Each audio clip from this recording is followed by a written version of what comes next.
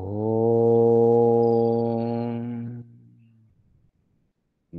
योगे योगे तवस्तरं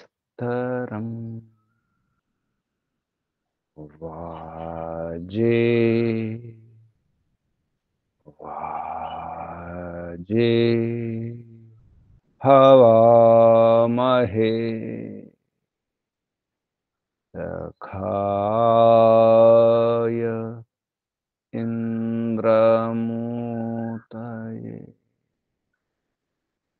सखाय इन्द्रमूतये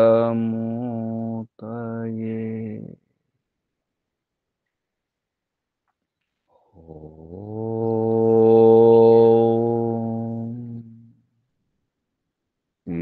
ईशावास्यमिदं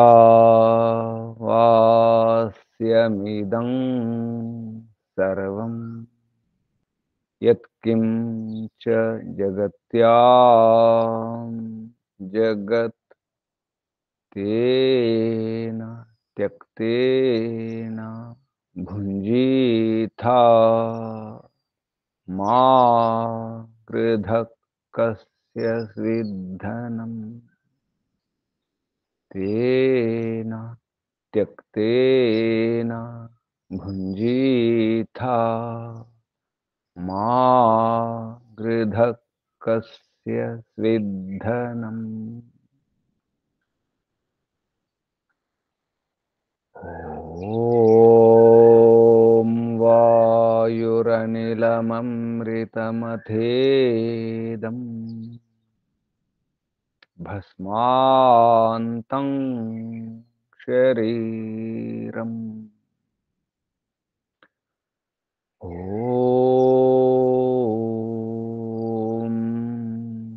क्रतो स्मर क्लीबे स्मर कृतं स्मर। ॐ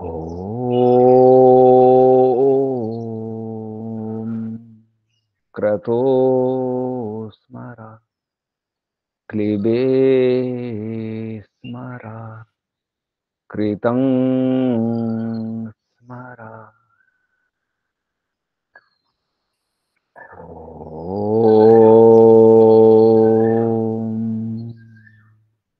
हिरण्मयेन पात्रेण सत्यस्य पिहितं मुखं यो सा वादित्ये पुरुषः सो सावहम्। ॐ खं ब्रह्म ॐ खं ब्रह्म ॐ खं ब्रह्म ॐ शान्ति शान्ति शान्ति। ॐ परमपिता परमात्मा ओम ओम रक्षका ओम सर्वरक्षका सदा रक्षका सर्वदा रक्षका सत्य रक्षका नित्य रक्षका सर्वत्र रक्षका ओम ओम सर्वधा रक्षका सर्वथा रक्षका ओम शाश्वत रक्षका परम रक्षका ओम जगद रक्षका विश्व रक्षका ओम ओम सर्वपिता सर्वमाता शाश्वत पिता शाश्वत विश्वपिता विश्वमाता जगत पिता जगन्माता जगदांबा जगत जननी जगतपति विश्वपति ओम శాశ్వత భ్రాత దాత విధాత శాశ్వత బంధు మిత్ర సఖ శాశ్వత గురు శాశ్వత ఆచార్య శాశ్వత స్వామి శాశ్వత రాజా రాజాధిరాజ स्वराट सम्राट विराट ब्रह्मराट ओम शाश्वत न्यायाधीशा ओम सदाधारा सर्वदाधारा विश्वाधारा जगदाधारा ईश्वरा परमेश्वरा सर्वेश्वरा ईशा परमेशा सर्वेशा सर्वांतर्यामिन् सर्वांतरात्मा सर्वव्यापका सर्वशक्तिमान निराकार न्यायकारी दयालु अजर अमर अभय नित्य पवित्र सृष्टिकर्ता धर्ता हर्ता पालनकर्ता प्रलयकर्ता ओम प्रभु ओम विभु ओम भूः ओम भुवः ओम स्वः ओम भूर्भुवः स्वः प्राणदाता प्राणपति प्राणेश्वर प्राणाधारा प्राण प्रदाता ओम सर्व दुख विनाशक सकल क्लेश नाशक संकट मोचक ओम सच्चिदानंद स्वरूप आनंद अनंत आनंद घन आनंददाता आनंदकर सुखदायक आत्मदा बलदा ज्ञानदा सर्वदा हर्षदा मोक्षदा ओम ओम ओम ఓముకు వందనాలు ఋషులకు మహర్షులకు మునులకు యోగులకు గురువులకు ఆచార్యులకు అధ్యాపకులకు పెద్దలకు మాతాపితలకు శ్రేయోభిలాషులకు మిత్రులకు జడచేతనాది చరాచర జగత్తుకు స్థావర జంగమాలకు వందనాలు. సర్వేభ్యో నమో నమః. ప్రణవః ప్రణామః. ఆత్మ బంధువులారా, శాశ్వత బంధువులారా, ధర్మ బంధువులారా, బ్రహ్మ బంధువులారా, ఆత్మీయ బాంధవులారా, మిత్రులారా, అత్యంత దుఃఖ నివృత్తి అభిలాషులారా, అత్యంత పురుషార్థులారా, మోక్షాకాంక్షులారా, ముముక్షువులారా, విశ్వాత్మ బ్రహ్మాత్మ పరమాత్మ దర్శన అభిలాషులారా, సాధకులారా, ఈశ్వర ఆరాధకులారా, పరమేశ్వర ఉపాసకులారా, ఓం. అంతా సామమే. పరంపిత పరమాత్మ వ్యవస్థ అంతా సామమే. ఈ జగత్తంతా, సృష్టి అంతా అణువులో కణకణంలో పరమాత్మ నిర్మాణములో సామ్యమే ఉంటుంది. సాధువే, సరిగానే ఉంటుంది, స్వచ్ఛంగానే ఉంటుంది, శుద్ధంగానే ఉంటుంది. అందులో ఏ లోపం ఉండదు, ఏ దోషం ఉండదు. పరంపిత పరమాత్మ నిర్మాణం చేసినటువంటి ఈ నిర్మిత వస్తువులలో, గ్రహాలు, నక్షత్రాలు, అది ఏ గ్రహమైనా ఏ నక్షత్రమైనా, ఈ భూమి కూడా అంతే. భూమి కూడా సామమే. భూమి కూడా సామగానం చేస్తుంది, వాయువు సామగానం చేస్తుంది, జలము సామగానం చేస్తుంది, ఋతువులలో సామగానం, పక్షుల్లో, జంతువుల్లో, వృక్షాల్లో సామగానం, అంతటా సామగానమే ఉంది. అంతా సామోపాసనే, సాధుపాసనే. అంతా పరంపిత పరమాత్మ సాధుగానే, సమంగానే, సామముతోనే నిర్మాణం చేయడం జరిగింది. సామము ద్వారా పరంపిత పరమాత్మ యొక్క నిర్మాణం అంతా సామన అన్నారు. సామగానం ద్వారానే పరంపిత పరమాత్మ గానం సామగానమే, సరైన గానమే, శుద్ధమైన గానమే, స్వచ్ఛమైన గానమే. అందుకే అన్నింటిలో సామగానం ఉంది. వాయువు వీస్తుంది, ఆ వాయు ఘోషలో కూడా సామమే, గ్రహాల్లో సామమే, లోపల బయట అంతటా సామగానమే. శరీరం కూడా సామమే. శరీరం ఉన్నటువంటి అన్ని అవయవాలు, అంగాలు కూడా, అంగాలు, ప్రత్యంగాలు, కండరాలు, నరాలు అంతా సామే, అంతా సరిగానే ఉన్నాయి. చెడగొట్టుకుంటుంది మనమే, చెడిపోతుంది మనమే. మానవుడే చెడిపోతున్నాడు, చెడగొట్టుకుంటున్నాడు, అసాధు అవుతున్నాడు, అసామ అవుతున్నాడు. పరమిత పరమాత్మ వ్యవస్థ అసమానం, సాటి రాదు, ధీటు రాదు. పరమిత పరమాత్మ వ్యవస్థకు ఏది పోటీ లేదు. చెడగొట్టుకునేది, చెడిపోయేది, పతనమయ్యేది, రోగాలు తెచ్చుకునేది, బాధలు తెచ్చుకునేది, స్వర్గం నరకంగా మార్చుకునేది మానవుడు మాత్రమే. ఏ పక్షి కాదు, ఏ వృక్షం కాదు, ఏ క్రిమి కీటకము కాదు. కేవలం మనం మాత్రమే నాశనం చేసుకుంటున్నాము. మన కాళ్ళను మనమే నరుక్కుంటున్నాం. మనం ఎక్కి కూర్చున్న కొమ్మని మనమే నరుక్కుంటున్నాం. మన ఆధారాన్ని మనమే చెడగొట్టుకుంటున్నాం. ఆధారాన్ని నాశనం చేసుకొని నిరాధారం అవుతున్నాం, అనాథరం అవుతున్నాం. పరమిత పరమాత్మ సనాతన నాథుడు. పరమిత పరమాత్మ అందరికీ నాథుడు, అందరికీ ఆధారం, సర్వాధారుడు. పరమిత పరమాత్మ యొక్క వ్యవస్థను అర్థం చేసుకోవడానికి ప్రయత్నం చేస్తున్నాం. సామము ద్వారా, సరియైన ఆలోచన ద్వారా, సామోపాసన సరియైన ఆలోచన ద్వారా, సరియైన సేవన ద్వారా, పరమిత పరమాత్మ యొక్క వ్యవస్థను అర్థం చేసుకుని సేవించడం ద్వారా,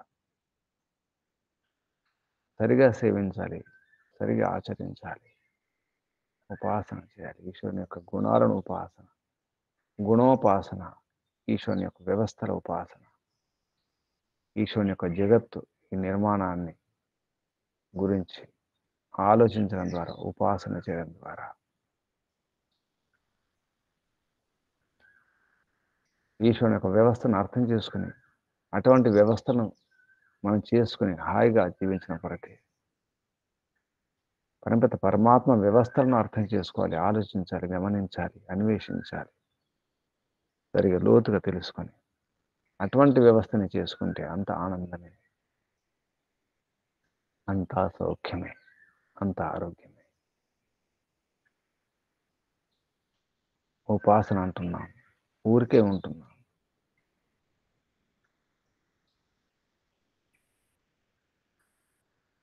ప్రపంచం గురించి కూడా ఆలోచించాల్సిన అవసరం ఉంది. ఈ ప్రపంచంలో ఎన్నో ఉన్నాయి, అందులో పంచమహాభూతాలు ఉన్నాయి. పంచమహాభూతాలను కూడా సామగానమే చేస్తున్నాయి, సరియైన గానమే చేస్తున్నాయి, సరిగానే వర్ణిస్తున్నాయి.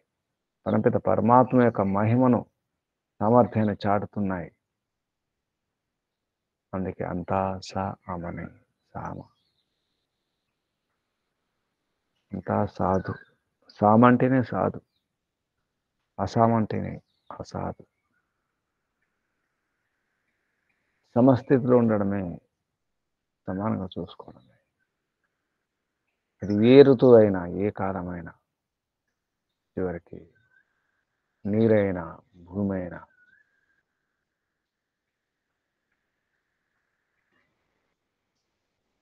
ఈ పృథివీలో కూడా సామగానం ఉంది, సామోపాసన. ఈ భూమిని చూసి సామోపాసన చేయాలి. ఈ భూమి ఎంత విచిత్రం, ప్రాణులకు ఆధారం, ఆహారాన్ని ఇస్తుంది, అన్నిటిని ఇస్తుంది భూమి. రత్న గర్భ, ఈ భూమిలో అన్నీ ఉన్నాయి. ఏ గ్రహాల్లో ఏదేది ఉందో అదంతా కూడా భూమిలో ఉంది. సూర్యునిలో ఉండే గుణం కూడా భూమిలో ఉంది. అగ్ని కూడా ఉంది, ఈ భూమి మీద వాయువు ఉంది. అగ్ని భూగర్భంలో కూడా అగ్ని ఉంది, లోపల కూడా వాయువు ఉంది. అన్నిటినీ తన గర్భం నిలుపుకున్నది ఈ భూమాత. కొన్ని వాయుగోళాలు ఉంటాయి, అగ్నిగోళాలు ఉంటాయి, కొన్ని జలగోళాలు ఉంటాయి, అంతా జలమే. ఆ గోళంలో జలమే జలం, అగ్ని అగ్ని, వాయువే వాయువు. కొన్ని గోళాలు అన్ని ధాతువులే ఉంటాయి, బంగారమే బంగారం, వెండి వెండి,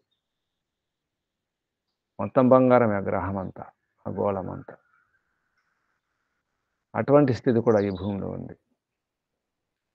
భూమి కూడా గానం చేస్తుంది, భూమి కూడా సామగానం చేస్తుంది. భూకంపాలు వచ్చినప్పుడు తెలుస్తుంది. భూమి లోపల నుంచి ధ్వనులు వస్తాయి. భూకంపం వచ్చినప్పుడు ఆ ధ్వని వేరు, ఆ శబ్దం వేరు, ఆ గానం వేరు. మామూలుగా ఉంటే గానం వేరు, సరిగా ఉంటే గానం వేరు. సామగానం.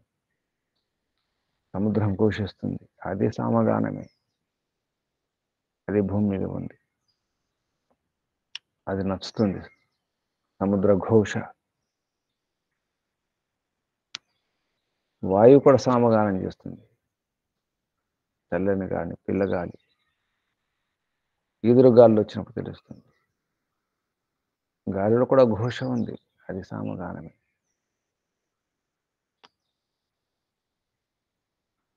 సామగానం, రకరకాల సామగానం, పంచవిధ సామోపాసన. అది మెరుపైన, ఉరుమైన, మేఘమైన, వానైన. వాన కురిస్తే సామగానమే, వాన వెలిస్తే సామగానమే, వాన వాన నిలిస్తే సామగానమే. వర్షం రాకముందు ఉన్న స్థితి కూడా సామగానమే. మేఘాలు వస్తున్నాయి, సామగానమే. మేఘాలు తయారవుతున్నాయి, సామగానమే. నీటిలో సామగానం ఉంది. అన్నింటిలో సామగానం ఉంది. అంతా సరిగానే ఉంది. పరపిత పరమాత్మ యొక్క సరైనటువంటి స్థితిని గానం చేయడం, తెలుసుకోవడం, వర్ణించడం. సరిగా వర్ణించడమే సామగానం. ఉన్నది ఉన్నట్టు అర్థం చేసుకోవడమే, దాన్ని వర్ణించడం, దాన్ని స్తుతించడమే. ఉన్నదాన్ని ఉన్నట్టుగానే స్తుతించడమే సామగానం. అదే స్తుతి. నిందించడం సామగానం కాదు. అన్నీ కూడా, అణువణువు కూడా, అణువులో ఉన్న శబ్దం కూడా సామగానమే చేస్తుంది. గ్రహాల మధ్యలో ఉన్నటువంటి ఆ శబ్దాలు కూడా, ఆ ధ్వనులు కూడా సామగానమే చేస్తున్నాయి, సరిగానే చూపిస్తున్నాయి. పరమిత పరమాత్మ యొక్క మహిమను ప్రదర్శిస్తున్నాయి, చూపిస్తున్నాయి మనకు. ఇది పరమిత పరమాత్మ యొక్క సామర్థ్యం, మహిమ, పరమిత పరమాత్మ యొక్క బలం, పరమిత పరమాత్మ యొక్క శక్తి, పరమిత పరమాత్మ యొక్క ఈ క్షణం, పరమిత పరమాత్మ యొక్క ఆలోచన ఇది. పరమిత పరమాత్మ యొక్క పథకం, యోజన ఇది. సృష్టి నిర్మాణ యోజన. ఎన్నో రహస్యాలను, ఎన్నో వైజ్ఞానిక విషయాలను ఛాందోగ్య ఉపనిషత్తులో ఈ సామోపాసన, సామగానం అనే నిమిషతో, నెపముతో వర్ణించడం జరుగుతుంది. పరమిత పరమాత్మను ఎలా ఉపాసించాలంటే ఏ రకంగానో ప్రారంభించవచ్చు. వర్షం చూసైనా, భూమిని చూసైనా, దేన్ని చూసైనా, నీటిని చూసైనా కూడా, వాయువుని చూసైనా, అగ్నిని చూసైనా, చివరికి గడ్డిపోచను చూసైనా పరమిత పరమాత్మ యొక్క మహిమను అర్థం చేసుకోవచ్చు.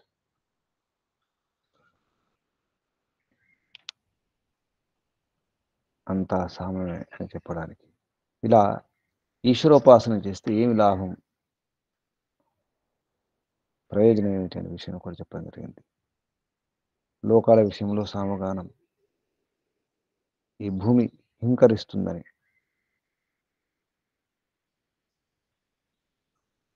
అగ్ని ప్రస్తావమని, ప్రారంభమని, అంతరిక్షం ఉద్గీతమని, ఆదిత్యుడు ప్రతిహారమని, ద్యులోకం నిధనం అని చెప్పడం జరిగింది.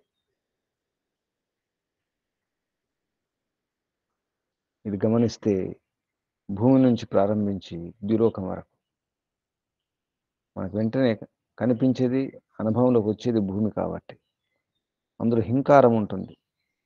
భూమిలో కూడా శబ్దాలు ఉన్నాయి, విస్ఫోటనాలు ఉన్నాయి. అగ్నిపర్వతాలు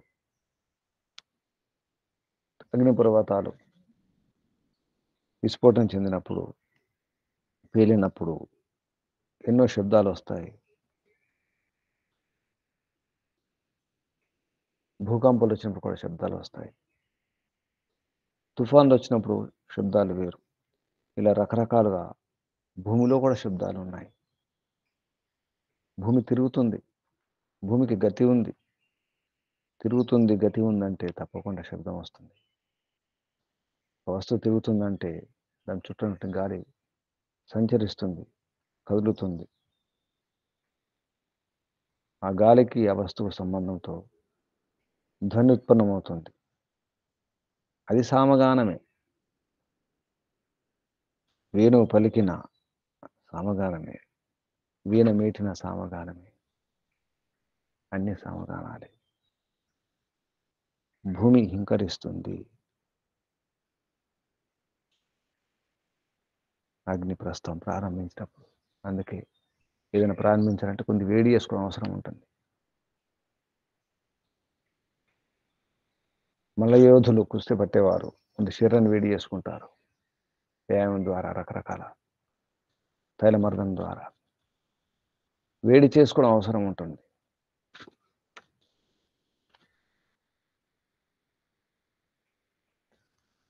అగ్ని అందుకే ప్రస్తావన ప్రారంభించే ముందు అగ్ని అవసరం. మాట్లాడే ముందు, గానం చేసే ముందు గొంతును సవరించుకోవడం అంటే గొంతులో వేడి అవసరం ఉంటుంది. కఫం కరగాలంటే కొద్దిగా వేడి అవసరం, అప్పుడు హింకరించడం అవసరం. అలాగే బయట కూడా అలాగే జరుగుతుంది. పృథ్వీ హింకారం అని అగ్నికి ప్రస్తుతం చెప్పడం జరిగింది. ప్రారంభం చేసేటప్పుడు తప్పకుండా కొద్దిగా ప్రయత్నం చేస్తాం, చూసుకుంటాం. పరిగెత్తే ముందు, కుస్తీ పట్టే ముందు, పనిచేసే ముందు కూడా చూసుకుంటాం. శరీరాన్ని చూసుకోవాలి, ఒళ్ళు విరుచుకోవాలి. ప్రారంభానికి కూర్చున్న ఉద్దేశంతో ఉద్గీతం, అంతరిక్షాన్ని ఉద్గీతం అన్నారు. తర్వాత సూర్యుడు, ఆదిత్యుడు ప్రతిహారం, అక్కడ ముగింపు జరుగుతుంది. చివరికి నిధనం, ద్విలోకం. ఇది గమనిస్తే ఒక చిన్న కణముతో బ్రహ్మాండాన్ని తెలుసుకునే క్రమం. ఈ క్రమంలో పరంపిత పరమాత్మ యొక్క మహిమను అర్థం చేసుకోవడం, లేదా ఈ క్రమంలో ప్రళయాన్ని కూడా అర్థం చేసుకోవడం. భూమి నుండి ద్విలోకం వరకు, చిన్న వస్తువు నుంచి పెద్ద వస్తువు వరకు, సూక్ష్మం నుండి స్థూలం వరకు పరంపిత పరమాత్మ యొక్క మహిమను అర్థం చేసుకోవడం. ఇందులో వైజ్ఞానిక విషయాలు ఎన్నో ఉన్నాయి. భూమి ఎందుకు హింకరిస్తుంది, ప్రస్తుతం ఎందుకు అగ్ని, అంతరిక్షం ఎందుకు ఉద్గీతము, ఆదిత్యుడు ఎందుకు ప్రతిహారం అంటే ముగించే దశ, తగ్గించడం, ఈ ద్విలోకం ఎందుకు నిధనం, సమాప్తం అవుతుంది. మనకు ద్విలోకమే సమాప్తం, మన హద్దు ద్విలోకమే. అంతవరకు ఎదగాలి.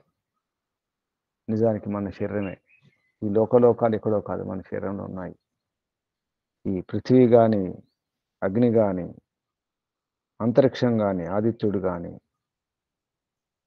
ద్విలోకం కానీ, మన మూర్ధయే, మన తల భాగమే, అది ద్విలోకం.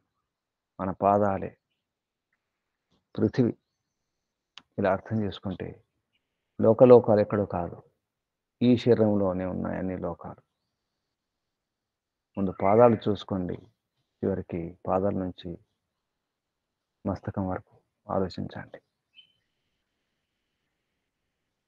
ఎదిగే క్రమం ఇది. సామగానం ద్వారా ఈశ్వరోపాసన అనే సాధనలో, ఈ ప్రయత్నంలో, ఈ పురుషార్థంలో ఎదుగుతూ ఉండాలి. భూమి నుండి ద్విలోకం వరకు ఎదిగినట్టుగా ఎలా ప్రారంభించాలో, ఏ ప్రయత్నం చేయాలో చెప్పడం జరుగుతుంది. హింకరించండి, ప్రారంభించండి, ప్రస్తావన చేయండి, ఉద్గీతము కండి, ఉచ్చ స్థితికి చేరండి. తర్వాత దిగాల్సి వస్తుంది. దిగేటప్పుడు కూడా క్రమం ఉంది, దానికి నియమం ఉంటుంది. దిగిన తర్వాత సమాప్తం కావాలి. అలాగే మన జీవితం కూడా అంతే. పుడతాం, పెరుగుతాం, పెరుగుతాం, పెరుగుతాం, కొంతవరకే పెరుగుతాం. బలం పెరుగుతుంది, కొంతవరకు బలం పెరుగుతుంది, మళ్ళీ తగ్గిపోతుంది. వయసు ఉడిగిపోతుంది, వయసు తగ్గుతుంది. అంటే వయసు పెరిగి ఇక జీవించే కాలం తగ్గిపోతుంది, వృద్ధాప్యం వచ్చేస్తుంది. తగ్గడానికి కూడా క్రమం ఉంది, చివరికి సమాప్తం. మన జీవనం కూడా ఇటువంటిది. సామ ఉపాసన లాంటిది, సామగానం లాంటిది. గానం లాంటిది. కానీ మన జీవనగానం కావాలి. జీవితం గానంలాగా ఉండాలి. సామగానంలాగా ఉండాలి. సరిగా ఉండాలి. జీవనగానం, సామగానం కావాలి.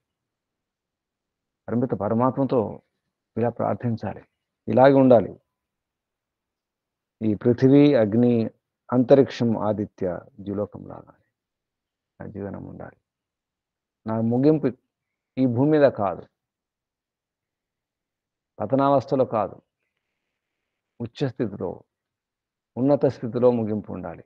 ద్యులోకంలో ముగింపు. ద్యుర్నిధనం ఇది ఊర్ధ్వేషు, ఊర్ధ్వంగా ఉండాలి. పతనం కాకుండా ఉండాలి. ముగింపు పాదాల వద్ద కాదు, తలభాగం, శిరోభాగంలో ఉండాలి. జీవితం అలా ఉండాలి. ఎక్కడో పుట్టినాం, ఎక్కడో పెరిగినాం, కానీ ముగింపు ఎక్కడ ఉండాలి? ఉన్నతంగా ఉండాలి. అందరం అదే కోరుకుంటున్నాం, ఉన్నతంగా ఉండాలని కోరుకుంటున్నాం.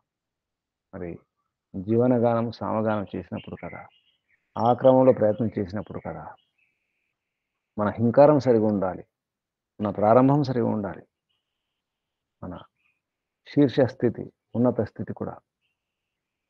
కొందరు జీవితంలో చాలా పైకి ఎదుగుతారు, పతనమైపోతారు చివరికి చెడార్ల వాటలతో, దరిద్రంతో, కొరతలతో, భయంకరమైన వ్యాధులతో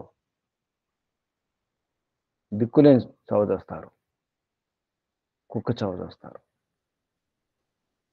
ఒకప్పుడు రాజుల చక్రవర్తులే, తాత చక్రవర్తి, మనమడు బికారి.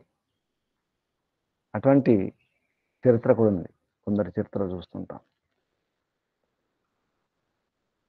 కానీ కొందరు అలా కాదు. ఏ స్థితి ఉండదు, ఉన్నతంగా ఎదుగుతారు, హాయిగా ఉంటారు. వారి ముగింపు కూడా బాగుంటుంది. ఈ విధంగా ఎలా ప్రార్థన చేయాలి అంటే పృథ్వీ నుంచి ద్యులోకం వరకు అలా ఎదగాలి. దానికి ఏ ప్రయత్నం చేయాలి? పృథ్వీలో హింకరించాలి. మనం చూసుకోవాలి, పరీక్ష చేసుకోవాలి. గానం చేసే ముందు, మాట్లాడే ముందు గొంతు సవరించుకున్నట్టుగా, చూసుకున్నట్టుగా ముందు చూసుకోవాలి. నా స్థితి ఏమిటి, నా పరిస్థితి ఏమిటి, దానికి తయారు కావడానికి ముందుగా ఏర్పాట్లు చేసుకోవడం. ప్రారంభం బాగుండాలి. ఆరంభమే బాగలేకపోతే అన్ని అరిష్టాలు వస్తాయి, అన్ని కష్టాలు వస్తాయి. సరి అయిన ప్రారంభం సగం విజయమే. ప్రారంభం బాగుంటే సగం విజయం సాధించినట్టే, సగం సఫలత వచ్చినట్టే. ఆదిలోని అంశపాదైతే, ప్రారంభంలోని దోషాలైతే ఇక సందేహాలు మొదలవుతాయి. కాబట్టి ప్రారంభం సరిగా ఉంచే ప్రయత్నం చేయాలి.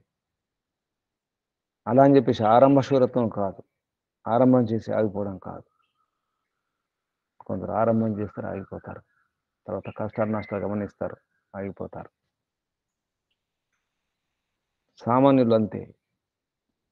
కొందరు ప్రారంభించరు, ముందుగానే అమ్మో నాతో కాదని చెప్పి పారిపోవడం జరుగుతుంది. మౌనం ఉండిపోతారు, ఏది ప్రారంభించరు. మధ్యములు ఉంటారు, ప్రారంభిస్తారు, మధ్యలో ఆపేస్తారు. వారి మధ్యములు. శ్రేష్ఠులు ఉంటారు, ప్రారంభిస్తారు. ఎన్ని కష్టాలు వచ్చినా, ఎన్ని బాధలు వచ్చినా విడిచిపెట్టకుండా ప్రారంభించిన కాడికి ముగించాల్సిందే. ఉన్నతంగా ముగించాలి. ఎంతవరకు అంటే మన ద్విలోకమే హద్దుగా, ఆకాశం హద్దు కాదు, ద్విలోకమే హద్దుగా. ఈ ఆకాశం దాటి ప్రకాశలోకం, ద్విలోకం, ద్యుతిలోకం, సూర్యుడే హద్దు, సూర్యుని పైన ఉన్నటువంటి లోకాలే హద్దుగా, అంతవరకు ఎదగాలి. ఈశ్వరోపాసనలో మోక్షం పొందాలంటే ఆ స్థితికి చేయడం ప్రయత్నం చేయాలి. ఇందులో ఎన్నో ప్రేరణాదాయక విషయాల గురించి చెప్పడం జరిగింది. వైజ్ఞానిక విషయాలు కూడా చెప్పడం జరిగింది. ఛాందోగ్య ఉపనిషత్తులో ద్వితీయ ప్రపాఠకంలో. నిన్న లోకాల విషయంలో ఇది ఊర్ధ్వ దిశలో సామగానం, సామ ఉపాసన. లోక విషయంలో, లోక విషయక సామ ఉపాసన. తర్వాత ఆవృత్త విషయంలో, ఆవృత్తేష్ అన్నారు, పైనుంచి కిందికి దిగడం కూడా క్రమం ఉండాలి. ఇందులో మరొక ఉద్దేశం, ఋషి యొక్క ఉద్దేశం. ఒకటేమో ప్రళయ స్థితి, మరొకటి సృష్టి నిర్మాణం. ఎలా ఏర్పడుతుంది అనే విషయంలో ఎలా తెలుసుకోవాలి? ఆకాశం నుంచి, ఆకాశం యొక్క ఆధారంతో, ఈ వాయు ఆధారంతో, అగ్ని ఆధారంతో, జలం ఆధారంతో ప్రతి ఒక క్రమం, సృష్టి నిర్మాణ క్రమంలో. అందులో సూర్యుని యొక్క నిర్మాణం, ఈ ఉపగ్రహాల విషయంలో సూర్య నిర్మాణం మొదలవుతున్న తర్వాత ఈ భూమి నిర్మాణం అవుతున్నట్టుగా సృష్టి విజ్ఞానం గురించి చెప్పడం జరిగింది. ముందు సూర్యోదయం అవుతుంది అంటే సూర్యుని యొక్క నిర్మాణం అవుతుంది. అక్కడి నుంచి తెలుస్తుంది సృష్టి నిర్మాణం అయినట్టుగా. దినము రాత్రి తెలుస్తుంది, సమయం తెలుస్తుంది. ఆ రకం కూడా ఈ ఆవృత్తేషు అంటే పైనుంచి కిందికి తిరిగి వస్తూ ఎలా రావాలి? ద్యులోకం హింకారం, ఆదిత్యుడు ప్రస్తావనం, అంతరిక్షం మళ్ళీ ఉద్గీతమే, అగ్ని ప్రతిహారం, ఈ పృథివీ నిధనమని, ముగింపు మళ్ళీ భూమిపైనే. ఎంత ఎత్తుకు ఎగిరినా రాయి మళ్ళీ భూమికి చేరుకుంటుంది. మానవుడు ఎంత ఆకాశంలో తిరిగినా మళ్ళీ భూమిపైన ఆగాల్సి వస్తుంది. విమానంలో ప్రయాణం చేసిన చివరికి మళ్ళీ భూమిపైన రావాలి, కాళ్ళతో నడవాల్సి వస్తుంది. ఎంత ఎత్తుకు ఎదిగినప్పుడు కూడా మళ్ళీ అక్కడికి రావాలి. తన స్థానం మర్చిపోకూడదు. జననీ జన్మభూమిశ్చ స్వర్గాదపి గరీయసి. ఎన్ని యుద్ధాలు చేసి ఎన్ని విజయాలు పొందినప్పుడు కూడా తన ఊరికే రావాలి, తన ఇంటికి రావాలి, తన దేశంలో ఉండాలి. తన ఇల్లే తన తల్లి, తన ఇల్లు తన తల్లి, అదే ముఖ్యం. భూమాతే ఈ క్రమం కూడా చెప్పడం జరిగింది. కానీ మధ్యలో ఉన్నటువంటి అంతరిక్షం మాత్రం అదే ఉద్గీతమే. మధ్యస్థితి అక్కడే ఉంటుంది. కేంద్ర బిందువు, మధ్య బిందువు అదే. వచ్చేటప్పుడు ద్విలోకం నుంచి వచ్చేటప్పుడు కూడా సూర్యుడు ప్రస్తావం అన్నారు, కింద నుంచి పోయేటప్పుడు అగ్ని ప్రస్తావం అన్నారు. అగ్నికి సూర్యునికి సంబంధం ఉంది ఇక్కడ. అగ్ని వేడినిస్తుంది, వెలుగునిస్తుంది. సూర్యుడు వేడినిస్తాడు, వెలుగునిస్తాడు. వేడి వెలుగునిస్తారు రెండు కూడా, అగ్ని సూర్యుడు. ఇటువంటి ఎన్నో రహస్యాలను ఇందులో నిక్షిప్తం చేసి దాచి అందించడం జరుగుతుంది చాంద్రోగ్య ఉపనిషత్తు కర్త ఋషి. తర్వాత మూడవ ఖండంలో చాంద్రోగ్య ఉపనిషత్తు ద్వితీయ ప్రపాఠకము మూడవ ఖండం. అందులో వృష్టి విషయంలో, వాన విషయంలో పంచవిధ సామగానం, సామోపాసన విడివిడిగా కూడా మనం అర్థం చేసుకుంటే ప్రతి దాంట్లో సామగానం ఉంటుంది. ఒక్కొక్క దాంట్లో కూడా మనం సామోపాసన చేయవచ్చు. ఇందాక చెప్పినట్టు కేవలం భూమిని తీసుకొని సామగానం అంటే ఈశ్వరోపాసన చేయవచ్చు. ఉపాసన అంటే ఆలోచించాలి, ఉపాసన అంటే సేవించాలి, ఉపాసన అంటే దగ్గరకు చేరాలి, ఆ గుణాలు తీసుకోవాలి, గుణాలను స్తుతించి మనం సొంతం చేసుకోవడం, స్వాధీనం చేసుకోవడం. భూమిని గమనించండి, అగ్ని గమనించండి, అంతరిక్షాన్ని గమనించండి, సూర్యుని గమనించండి, ద్యులోకాన్ని గమనించండి. అలా ప్రారంభంలో చెప్పడం జరిగింది. దానికి దివోస్తు ద్యులోకాన్ని చూడండి, తర్వాత సూర్యుని చూడండి, తర్వాత అంతరిక్షాన్ని చూడండి, తర్వాత అగ్నిని చూడండి, భూమిని చూడండి. ఒకటొకటి కూడా సామగానం చేసి ఈశ్వరుని స్తుతించి ప్రార్థన చేసుకోవచ్చు. అన్ని కలిపి కూడా ఇదంతా కూడా ఓంకారం చేసేటప్పుడు ఈ స్థాయిలు కూడా అదే. హింకారం, ప్రస్తావం, ఉద్గీతం, ప్రతిహారం, నిధనం. ప్రస్తావం అంటే ప్రారంభించడం, ప్రతిహారం అంటే దించడం. ఉచ్చస్థితికి ఎదిగిన తర్వాత లేదా ఓంకారం చేసేటప్పుడు పై స్థాయిలు ఉచ్చరించిన తర్వాత మళ్ళీ దించే క్రమం అన్నమాట. మనం చేసే ఓంకారంలోనే ఇదంతా కూడా నింపడం జరిగింది. ఓంకారం చేసేటప్పుడు ఏ స్థాయిలు ఉండాలి, ఓంకార స్థాయిలు, వాటినే ముడివేయడం జరిగింది. వాన విషయంలో కూడా అంతే. వాన విషయంలో కూడా ఉపాసన, వర్షాన్ని గమనిస్తూ కూడా ఈశ్వర ఉపాసన చేయవచ్చు. ఇందులో కూడా ఎన్నో రహస్యాలు నింపడం జరిగింది.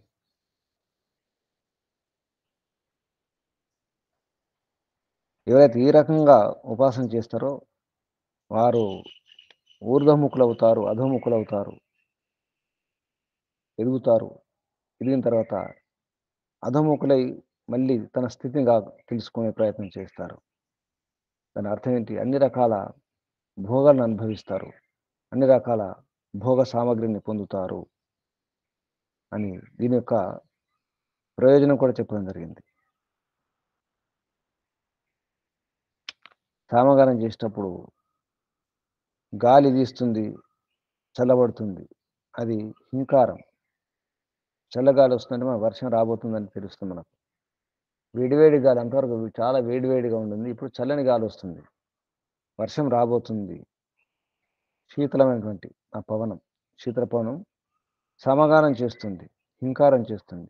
ఆ గాలిలో ధ్వని కూడా వస్తుంది, హాయిగా ఉంటుంది. మేఘం ఉత్పన్నం కావడమే ప్రారంభం. మేఘాలు లేకుండా వాన రాదు. వాన రావాలంటే మేఘాలు ఉండాలి కదా, అవి కూడా కారు మబ్బులు ఉండాలి. ఆ మేఘాలు వస్తున్నాయంటే ఇక వర్షానికి ప్రారంభ సూచకం అది. ముందు గాలి వస్తున్న తర్వాత మేఘాలు తయారవుతాయి, తర్వాత వర్షం పడుతుంది. వర్షం పడినప్పుడు దాని శబ్దం వేరుంటుంది, అది ఉద్గీతం. వర్షం కురవడం అనే ఆ స్థితి ఉద్గీతం. మెరుపులు మెరుస్తాయి, ఉరుములు వస్తాయి, అది ప్రతిహారం అని చెప్పినారు. వాన ఆగిపోతుంది, సమాప్తం, అది నిధనం. ఈ వర్ష విషయంలో కూడా సామ ఉపాసన చెప్పడం జరిగింది. ఇవన్నీ కూడా సామగానం చేస్తున్నాయి.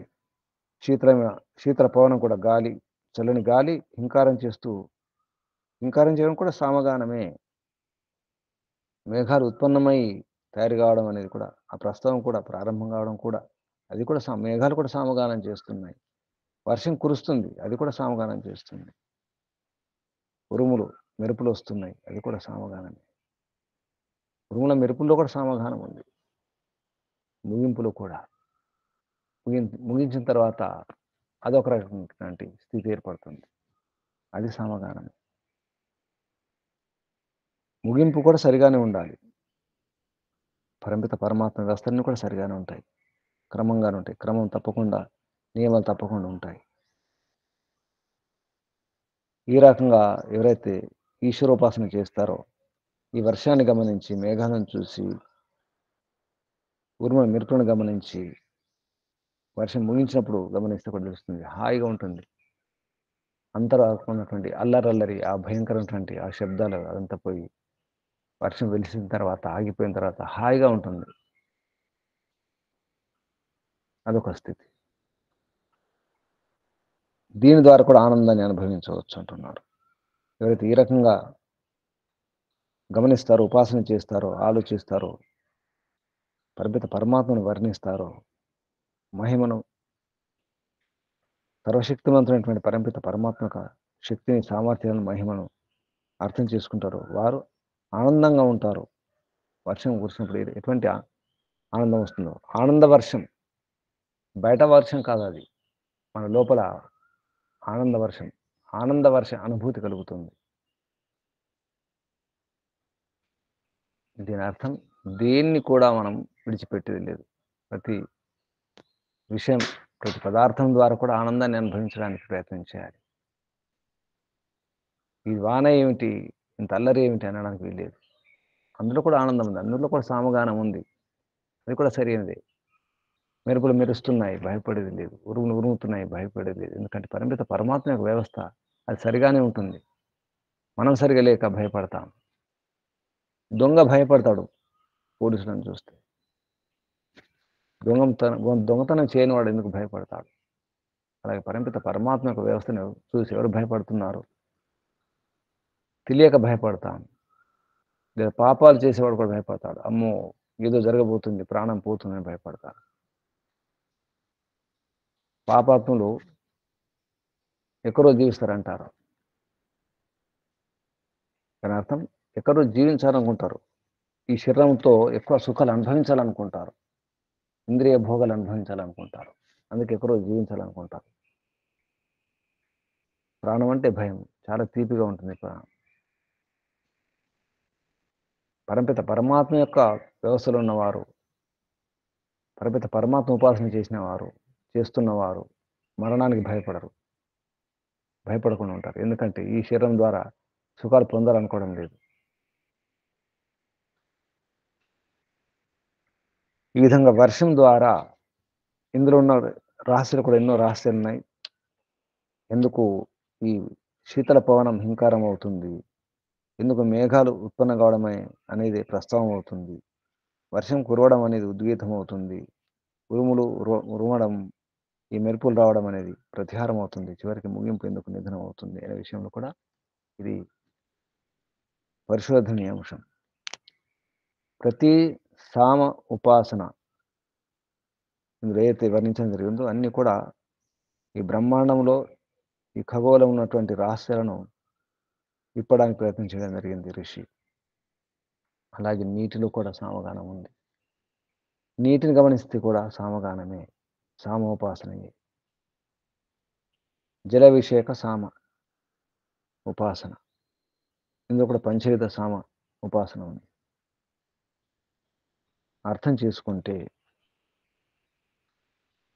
అంతా సామమయమే, అంతా సాధుమయమే, అంతా సరిగానే. అంతట పరమాత్మ ఉపాసన చేయాలి. ఈ రకం కూడా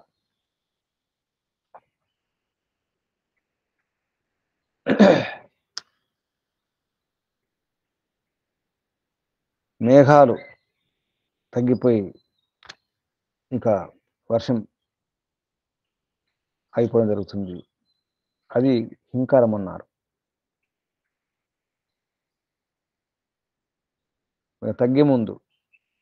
మేఘాలు తగ్గే ముందు కూడా ఒక రకమైనటువంటి శబ్దం వస్తుంది. ఎక్కువ వర్షం పడేటప్పుడు ఒక రకం శబ్దం వస్తుంది, తగ్గేటప్పుడు శబ్దాలు వేరు, ఆ ధ్వని వేరు. అది సామగానమే, అది హింకారం అన్నారు. వర్షం పడుతుంది కొద్దిగా, అది ప్రస్తుతం అన్నారు. వర్షం పడిన తర్వాత నీరు ప్రవహిస్తుంది, పూర్వ దిశలో ప్రవహించడం అనేది ఉద్గీతం అన్నారు. ఉత్తర దిశలో ప్రవహించడం అనేది ప్రతిహారం అన్నారు. ఈ పూర్వ దిశ, ఉత్తర దిశ అంటే ఏమిటో, దీని యొక్క రహస్యం ఏమిటో కూడా ఇది పరిశోధనీయ అంశం. పూర్వ దిశలో అంటే తూర్పు దిశలో ప్రవహించడం నీరు, అది ఉద్గీతం అన్నారు. పడమటి దిశలో ప్రవహించడం అనేది ప్రతిహారం అన్నారు. సముద్రం చేరుకోవడం నిధనం, సమాప్తం. వర్షం కురిసిన తర్వాత వరదలై, ఏరులై, వాగులై, వంకలై పారుతూ ప్రవహిస్తూ నదులుగా మారుతూ ఆ నది చేరుతుంది, సముద్రాన్ని చేరుకుంటుంది. నందనం చేస్తూ ఆనందాన్ని ఇస్తూ, సమృద్ధిని ఇస్తూ. నది అంటేనే సమృద్ధినిచ్చేది. నందనం చేస్తుంది, ఆనందాన్ని ఇస్తుంది, నదనం చేస్తుంది. నది నదనం చేసిన కలకల శబ్దాలు వస్తాయి, నీరు ప్రవహిస్తుంటే శబ్దాలు వస్తాయి. దాన్ని నదనం అంటాం. నాదం చేస్తూ వెళుతుంది. ఆ నది సముద్రాన్ని చేరుతుంది, సముద్రాన్ని చేరి నిధనం అవుతుంది, ఆగిపోతుంది. నది సమాప్తం సముద్రంలో, సముద్రమే నిధనం. ఈ విధంగా జల విషయక సామోపాసన. ఎవరైతే ఈ రకంగా నీటిని చూసి గమనించి పరమిత పరమాత్మ యొక్క గానం చేస్తారో, ఈశ్వర గానం, ఈశ్వరుని యొక్క గుణాల గానం చేస్తారో, ఈశ్వరుని యొక్క మహిమను అర్థం చేసుకుంటారో, అర్థం చేసుకుని తనలో ఆనందాన్ని నింపుకుంటారు. నిజానికి ఆత్మానందం కొరకు ఇదంతా కూడా, ఆత్మ సంతృప్తి కొరకే. ఆత్మసంతృప్తి కొరకు, దాని కొరకు ఏ ధనం అవసరం లేదని చెప్పడానికి, చివరికి నిధనం కావడం కొరకే. అసలు ధనం నిధనమే, సమాప్తమే. ధనం నిధనం కొరకు ఉండాలి. అదే సరైన ధనం. నిధనం నిరంతర ధనం. నిధనం నిష్ఠతో కూడుకున్న ధనం. నిధనం నియమిత ధనం. మన ధనం, ధన సాధన, ధన సంపాదన అంతా కూడా నిష్ఠతో ఉండాలి, నియమాలతో ఉండాలి. ఈ ధనం నిరంతర ధనం. ఈశ్వరుని పొందడమే, పరంధామమే నిధనం నిజానికి చివరికి. ఈ జీవునికి, జీవాత్మకు పరంధామమే, అదే సముద్రం. నదికి ఆధారం. నది సముద్రం చేరి ఆగిపోతుంది. ఇక ప్రవహించడం ఉండదు, గమనం ఉండదు, గతి అవసరం లేదు, ప్రవాహం అవసరం లేదు, ప్రయత్నం అవసరం లేదు. జీవాత్మ కూడా అంతే. జీవాత్మ నది అనుకుంటే, పరమాత్మ సముద్రం అనుకుంటే, ఈ జీవాత్మ ప్రవహిస్తుంది, రకరకాలుగా ప్రవహిస్తుంది. చివరికి సముద్రం చేరినట్టుగా పరిమిత పరమాత్మను చేరి నిధనం కావడం కొరకే. నిధనం అంటే నిజానికి సమాప్తమే. హిందువుల నిధనం అంటే మరణం. మరణాన్ని నిధనం అంటారు, ముగింపుని నిధనం అంటారు. ఈ విధంగా ఎవరైతే ఈశ్వరోపాసన చేస్తారో వారికి అన్ని లభిస్తాయి. నీటిపైన విజయం సాధిస్తాడు అన్నారు.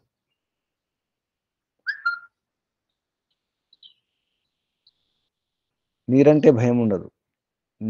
నీటిని వాడుకోవడం కూడా రావాలి కదా.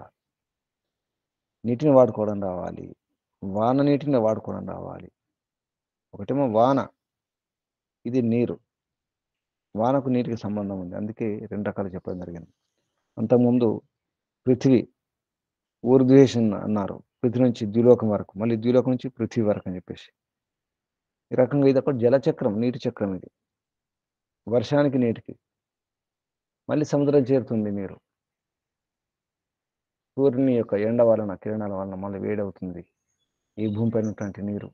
నదుల్లో, గుంతల్లో, చెరువుల్లో, సముద్రంలో ఉన్నటువంటి నీరు ఆవిరై ఆకాశం చేరుతుంది, మరి మేఘాలుగా మారుతుంది, వర్షిస్తుంది, మళ్ళీ ప్రవహిస్తుంది, మళ్ళీ సముద్రాన్ని చేరుతుంది. ఆ విధంగా ఇక్కడ ఒక చక్రం చెప్పడం జరిగింది. అంతకుముందు ఒక చక్రం, ఈ భూమి, అగ్ని, అంతరిక్షం, సూర్యుడు, ద్విలోకం, మళ్ళీ ద్విలోకం, సూర్యుడు, అంతరిక్షం, అగ్ని, పృథివీ. అదొక చక్రం, ఇదొక చక్రం. ఈ రకంగా సరిగా అర్థం చేసుకుంటే ఇదంతా చక్రమే. జననం, జీవనం, మరణం కూడా చక్రమే. మన వ్యవహారం అంతా చక్రమే, భ్రమణమే. తిరుగుతూనే ఉన్నాం. రాత్రి అవుతుంది, పడుకుంటున్నాం. ఉదయం లేస్తున్నాం, పనులు చేసుకుంటున్నాం, మళ్ళీ రాత్రి అవుతుంది, పడుకుంటున్నాం.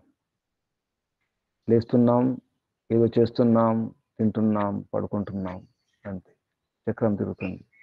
రోజులు గడిచిపోతున్నాయి, నెలలు గడిచిపోతున్నాయి, సంవత్సరాలు గడిచిపోతున్నాయి.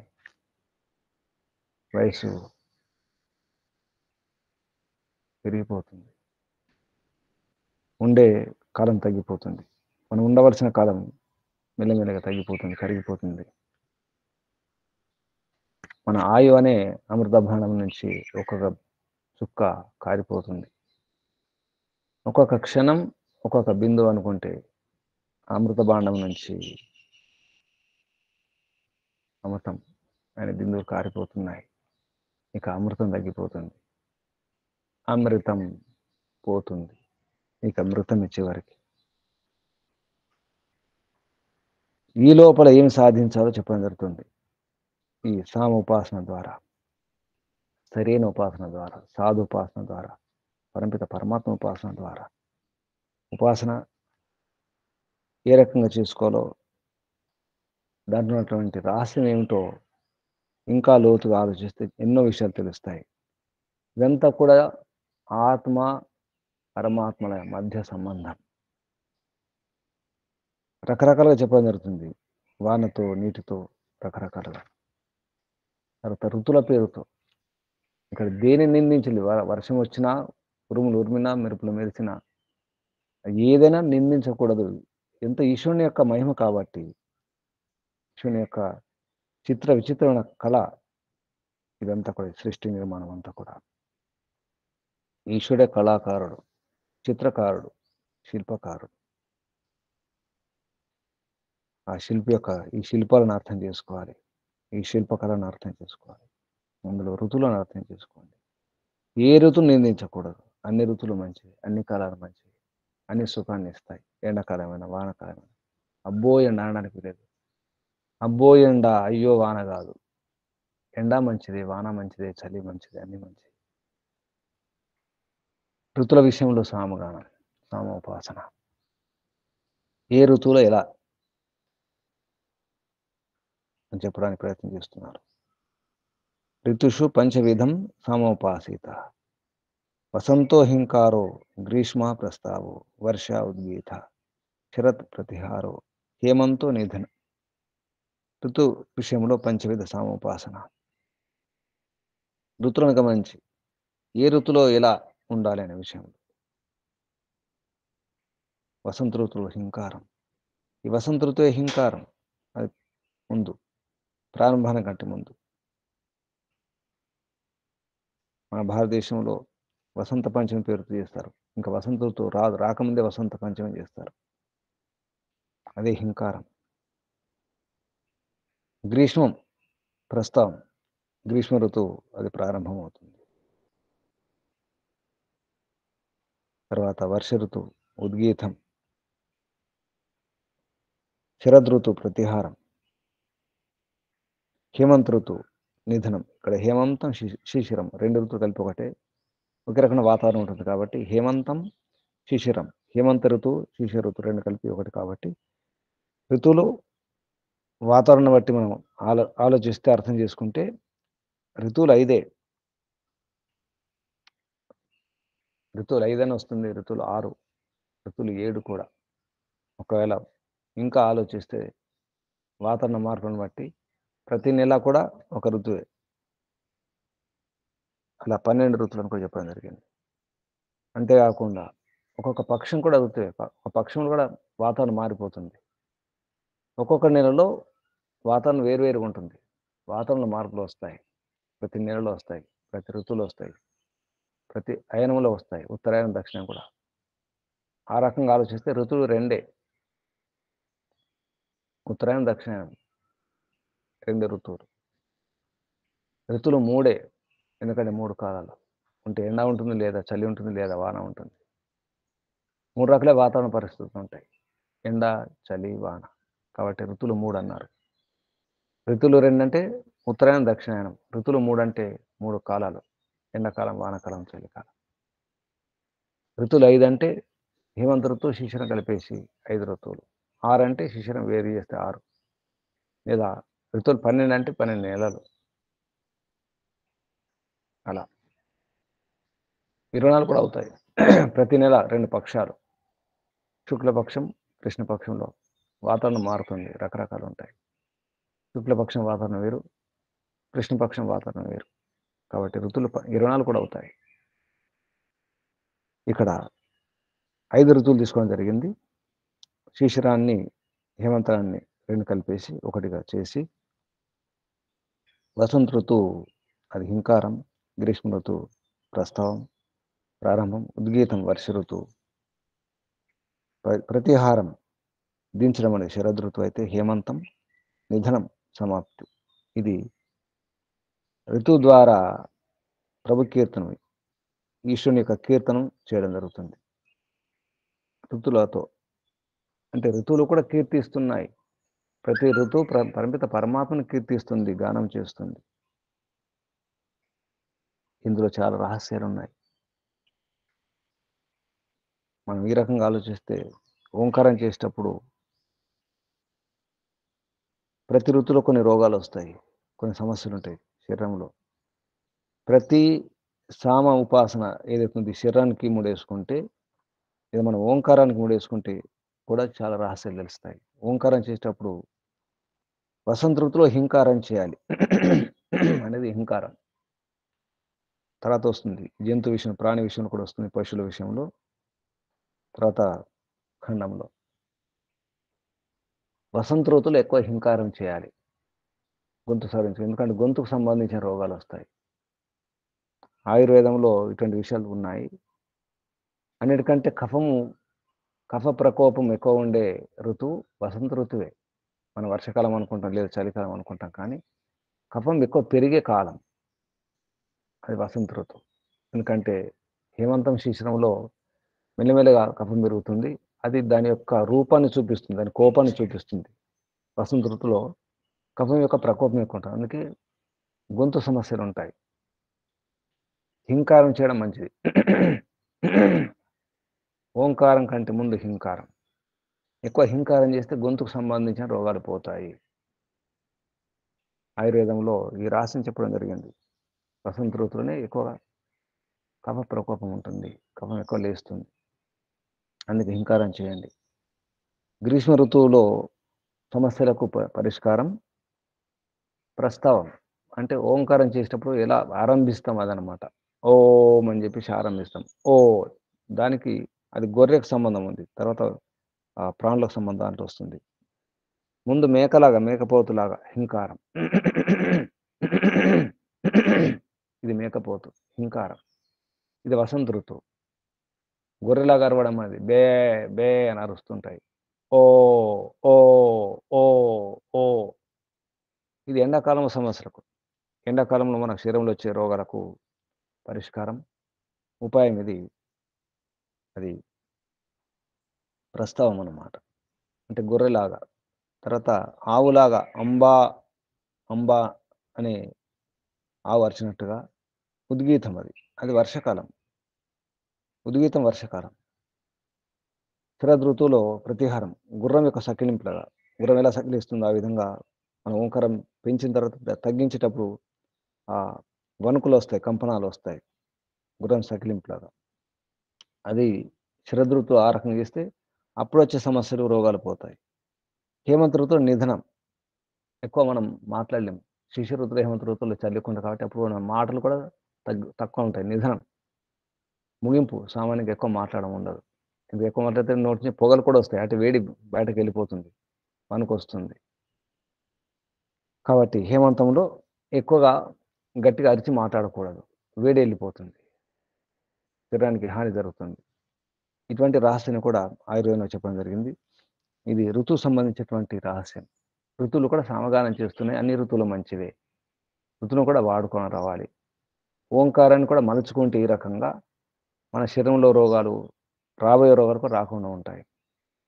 అలాగే ఇందాక చెప్పినట్టుగా ఈ జలము విషయంలో అక్కడ కూడా హింకారం, ప్రస్తావం, ఉద్గీతం, ప్రతిహారం, నిధనం చెప్పడం జరిగింది. అంతకుముందు వర్షం విషయంలో, భూమి విషయంలో ఇక్కడ కూడా ఓంకారం అటువంటిదే. ఆ రకంగా ప్రయోగం చేయాలి. ఇదొక రహస్యం.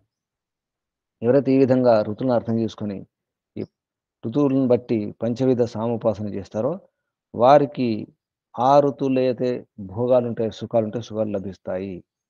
వాడు ఋతుమానవుతాడని చెప్పినారు. ఋతుమంతుడు.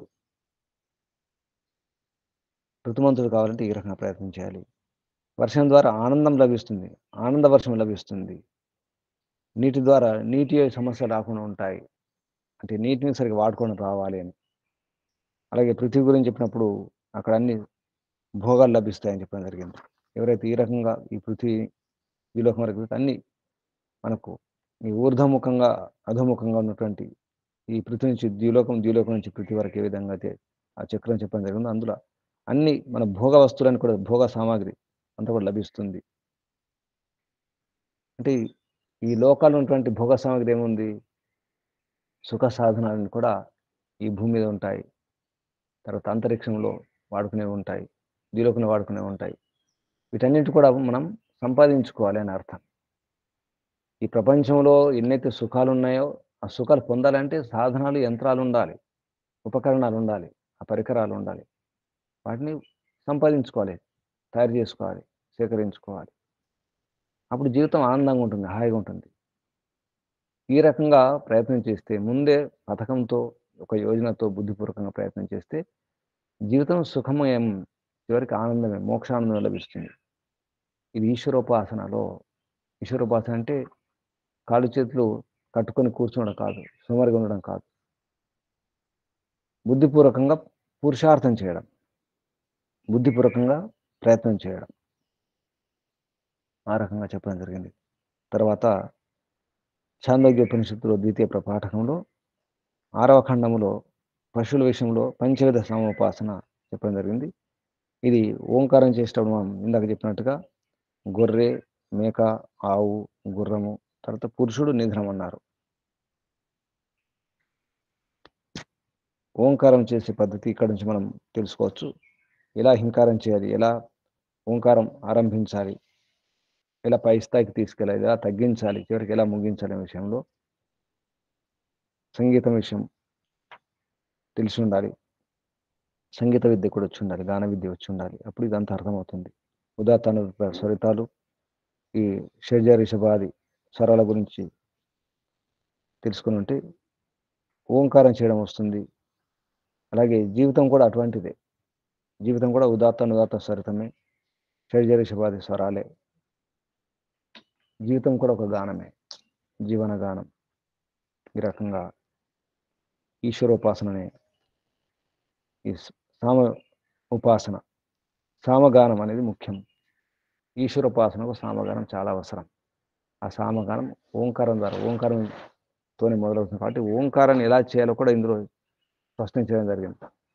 మనం ఓంకారం చేస్తున్నాం కానీ పంచవిధ అంటే పంచ స్థాయిల్లో చేయడం లేదు, 5 స్థాయిల్లో చేయడం అవసరం ఉంటుంది. 5 భాగాలుగా ఉంటుంది. యజ్ఞ యాగాల్లో ఇవి పాటించడం ఉంటుంది, తప్పకుండా పాటించాలి. అందులో ఈ సామగానాలు ఉంటాయి. మళ్ళీ సామగానాల గురించి అక్కడ రకరకాల సామగానాలు ఉన్నాయి. ఆ సామగానం గురించి తెలుసుకునే ముందు ఈ విద్య వచ్చి ఉండాలని చెప్పేసి ముందు ఈ ప్రపంచం గురించి, సృష్టి గురించి, దానికి సంబంధించినటువంటి రహస్యాల గురించి కూడా అవగాహన ఉండాలనే ఉద్దేశంతో చెప్పడం జరిగింది.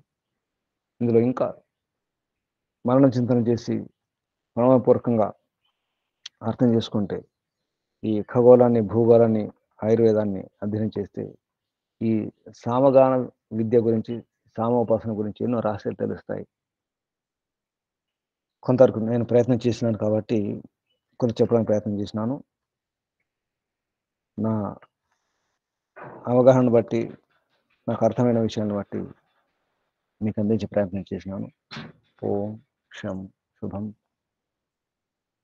శమో. పరమపిత పరమాత్మకు, ఋషులకు, మహర్షులకు, మునులకు, యోగులకు, గురువులకు, ఆచార్యులకు, మాతాపితలకు, పెద్దలందరూ కూడా ధన్యవాదాలు, వందనాలు అర్పిస్తాం.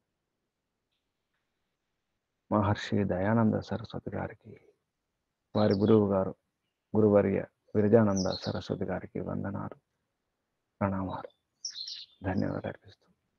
బంధులారా, సాధకులారా, అర్థం చేసుకునే ప్రయత్నం చేయండి.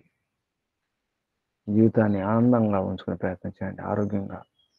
ఆరోగ్యాన్ని కాపాడుకునే ప్రయత్నం చేయాలి. ప్రతి ఋతులో కొన్ని సమస్యలు ఉంటాయి. వాటిని ఎలా అధిగమించాలో, ఎలా దూరం చేసుకోవాలో కూడా రహస్యాలు ఇందులో అందించడం జరిగింది. ఓంకారాన్ని కనుక అర్థం చేసుకుంటే ఇదంతా ఓంకార రహస్యం. సామగాన పద్ధతిలో ఓంకారం చేసే ప్రయత్నం చేయాలి. కనీసం ఇందులో రహస్యాలను అర్థం చేసుకుని ఓంకారం చేస్తే చాలా రోగాలు పోగొట్టుకోవచ్చు. శారీరకంగా, మానసికంగా ఎన్నో సమస్యలు దూరం అవుతాయి. మనసు ప్రసన్నంగా ఉంటుంది, ప్రశాంతంగా ఉంటుంది. మనస్సు ప్రశాంతంగా ఉంటేనే సుఖం. మనసు శాంతించకపోతే సుఖం లేదు. అశాంతస్య కుత సుఖం. అశాంతునికి సుఖం ఉండదు. అన్నీ ఉన్నప్పుడు కూడా మనసంతా అల్లకల్లోలం, అశాంతి. ఎన్ని ఉంటే ఏమి లాభం, ఎందరు ఉంటే ఏమి లాభం. మనసు ప్రశాంతంగా ఉండాలి, దానికోసం ప్రయత్నం చేయాలి. అన్నిటికంటే ముఖ్యంగా చివరికి ఆత్మశాంతి కావాలి. ఆత్మశాంతి కావాలంటే దానికి ఆధారం పరమిత పరమాత్మ కావాలి. మనకు పరమశాంతి కావాలి, పరమాత్మ కావాలి. చివరికి పరమాత్మ ఉపాసన, ఈశ్వర ఉపాసన ముఖ్యం. దానికి సామోపాసన అనేది సాధనం. అందులో భాగాలు, ఆ భాగాలు ఏమిటో, ఆ విభాగాలు ఏమిటో చెప్పడం జరిగింది. ప్రయత్నం చేయండి. ఎవరికి వారి ప్రయత్నం చేయాలి. ఎవరి మోక్షాన్ని వారే పొందాలి. ఎవరి పురుషార్థం వారికే మోక్షాన్ని ఇస్తుంది. ఎవరి ప్రయత్నం వారికే సుఖాన్ని ఇస్తుంది, ఆరోగ్యాన్ని ఇస్తుంది, ఆనందాన్ని ఇస్తుంది. మన గురించి ఎవరో చేస్తే కొంతవరకే లాభం కలగవచ్చు, కానీ పూర్ణ లాభం పొందాలంటే మనమే ప్రయత్నం చేయాలి. ఎవరికి వారి ప్రయత్నం చేయాలి. మన ఆఖరికి మనమే ఆహారం తీసుకోవాలి. మన రోగాలకు రోగ నివారణకు, రోగాలు దూరం చేసుకోవడం అంటే ఔషధ సేవనం మనమే చేసుకోవాల్సి వస్తుంది. మన ప్రయత్నం లేకుండా మన రోగాలు దూరం కావు, మన ఆకలి దూరం కాదు. మనకు నిద్ర వస్తే ఎవరో నిద్రపోతే లాభం లేదు. మనకు నిద్ర వస్తే మనమే నిద్రపోవాలి. ప్రయత్నం చేద్దాం, ఆచరిద్దాం. ఈ జీవనాన్ని సఫలం చేసుకునే ప్రయత్నం చేద్దాం. మన జీవితం కూడా సామగానమే. ఇందులో కూడా విభాగాలు ఉన్నాయి. ఇంకారం ఉంది, ప్రస్తావం ఉంది, ఉద్గీతం ఉంది, ప్రతిహారం ఉంది, నిధనం ఉంది. చివరికి నిధనం తప్పదు, మరణం తప్పదు, ముగింపు తప్పదు. ఈ ముగింపు లోపల తెగింపు అవసరం. తెగించండి, ముగింపు రాబోతుంది. తెగించే ప్రయత్నం చేయండి. ఓం శం. అందరికీ ధన్యవాదాలు, వందనాలు, అభినందనాలు, పరమపిత పరమాత్మ ఆశీర్వాదాలు. ఓం. 3 సార్లు ఓంకారం చెప్పండి. ఓ